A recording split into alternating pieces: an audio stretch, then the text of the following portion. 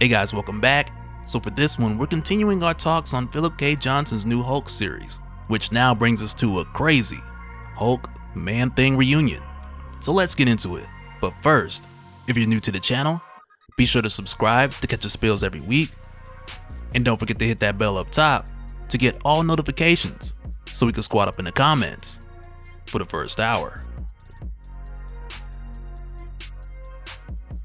Alright, so when we come back, this time we find ourselves in Florida, where down here, it's already turning into Spook Town, cause we start off with this Florida man who's walking home from the gas station as a thunderstorm begins to brew up, and along his way he sees a frog jump out the water, followed by someone who's in the water calling his name, saying, "Juke, you finally gonna drive me home?" And when he sees who it is, he drops everything, cause it's his childhood sweetheart Ashley, who he killed driving drunk years ago. And now she's just standing here talking about, "Juke, where's the truck?" So he tells her they totaled the truck years ago. And even though Juke knows that Ashley been dead, cause in the accident she was decapitated, it was crazy, you can tell that there's a part of him that wants to believe that this is truly her. Cause I imagine the night she died, it changed his life. Cause this dude clearly doesn't have a license anymore, and he's probably doing a lot more drinking now than he was doing back then. But with her showing up here, she tells Juke to come out to the water, to come to her, promising that she'll never leave and she's not going anywhere. So Juke steps out into the water,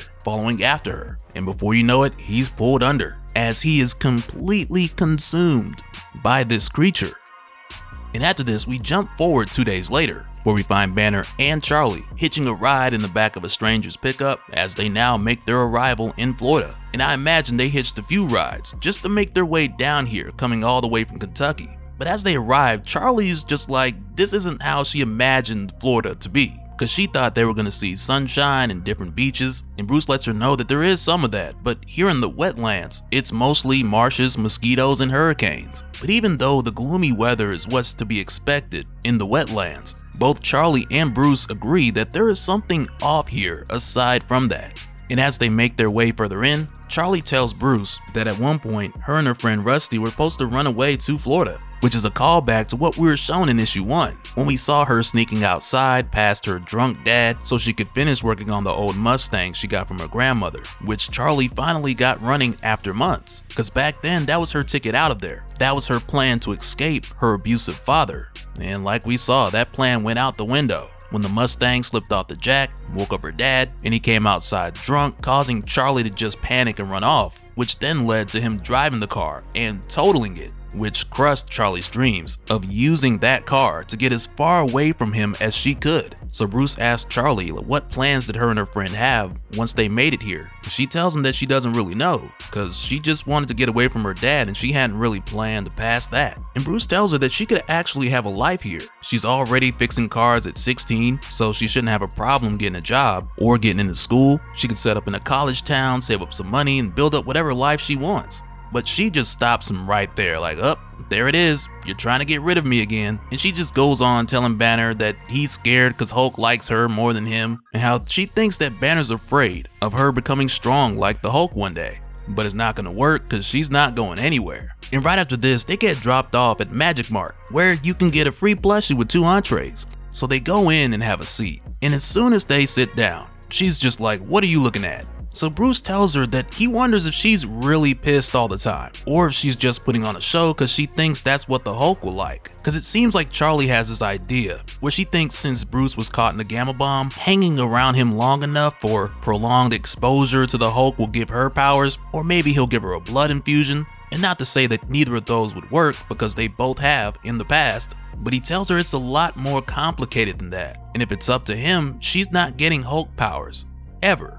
And he lets her know that he doesn't blame her if she really is mad all the time, cause obviously she's had a hard life, and now she's looking for a dad or a brother or something. And Bruce doesn't think that him or the Hulk can be much of either to her. So he goes on to let Charlie know that he's done the living on the road thing quite a few times, and with him being chased down by the eldest, he knows eventually the eldest will catch up to him and find him. And if Charlie's there with Bruce when that happens, it's likely that she's gonna get killed. So he tries to let her down easy and let her know that she doesn't need the Hulk to feel strong, because she is strong and she made it here. so he tells her to rest up while he goes to grab them some food. So she does, but sometime later she wakes up to a news broadcast talking about her father's murder in Kentucky and how she's wanted for questioning, which then has a few people at the Magic Mart looking at her funny. And when the kid from behind the counter brings Charlie her order, Banner's nowhere in sight. So Charlie asks this kid where's Banner, and the kid's just like, "The guy you came with, he bought you a burger and left." Which from there has Charlie covering her face and rushing outside in the storm to chase Banner down, while the kid from behind the counter warns her not to go out when it's raining like this cause it can get scary. And next, when we go back to Banner, who's a good ways down the road, he's got quite the head start. It's here where he sees the road is flooded, so he walks across this fallen tree just to get over this huge puddle. But as he's making his way in the water, he sees a reflection of a huge silhouette behind him with big red glowing eyes, as he turns around to see that it's none other than the Man-Thing. And at a first look, Bruce knows that this is Ted Solis, the Man-Thing, guardian of the nexus of all realities. And at first, Bruce is a little surprised because he wasn't aware that he traveled this far south. So Banner goes on to tell him that something's after him, he's in danger, and the Man-Thing might be too. But with hearing this, he just grabs Bruce and pulls him in, which of course causes Bruce to burn, because the Man-Thing's touch burns anyone who knows fear. But as Bruce is being burned and absorbed, everything around them starts to go dark before the Man-Thing reappears in another location. And seconds after getting here, inside of the Man-Thing, a bit of crack-a-lacking starts happening, just before a hulked out hand comes out of his back, snatching the top of his face and yanking it back to his ankles. And it's funny to me because you know how people get mad and they say things like, "I'ma do this, I'ma do that." The funny thing is, the Hulk, when he gets angry, he just does it. And when it happens, all you can do is just watch and be like, dang, he really just pulled some rip me out the Man-Thing, I've been acting brand new. It's crazy. But soon after this, the Hulk is approached by Ted Solis, who lets him know that he's now in the Nexus. And Ted apologizes for bringing the Hulk here like this, but he needed to talk to him using much more clarity than the Man-Thing is capable of. So Ted goes on to let him know that the Nexus is in danger from something called the Eldest, who he's pretty sure that the Hulk is aware of. But as guardian of the Nexus, he's not strong enough to take on the Eldest, not on his own. Which again is something that refers back to what we saw in issue 1, with the Eldest returning because the green door was shut, which is now presenting the opportunity for her to call all the monsters far and wide to get the Hulk out of the way, so that she can bring back the Mother of Horrors. So the Man-Thing lets the Hulk know that the Eldest has awakened more in this swamp than just them.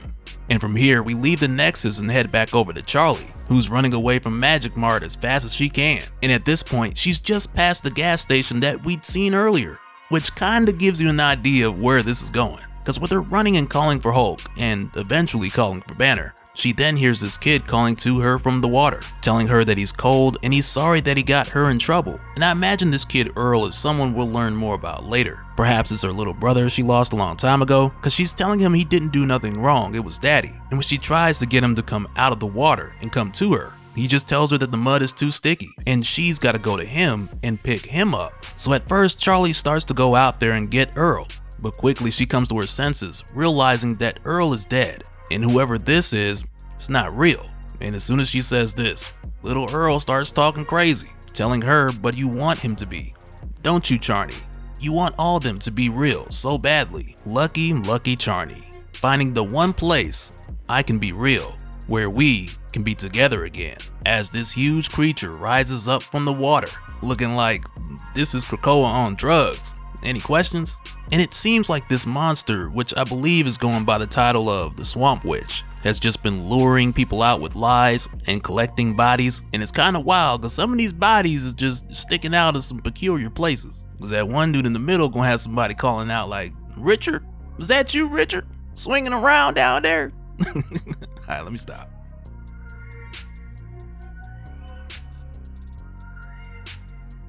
And so now real quick, I want to give a special shout out to all the patrons. Thank you guys for all of your support. And for anyone who's new here who wants more information on how to support the channel, I got a link below where you can go to patreon.com/Dopespill. But that'll do it for this one, guys.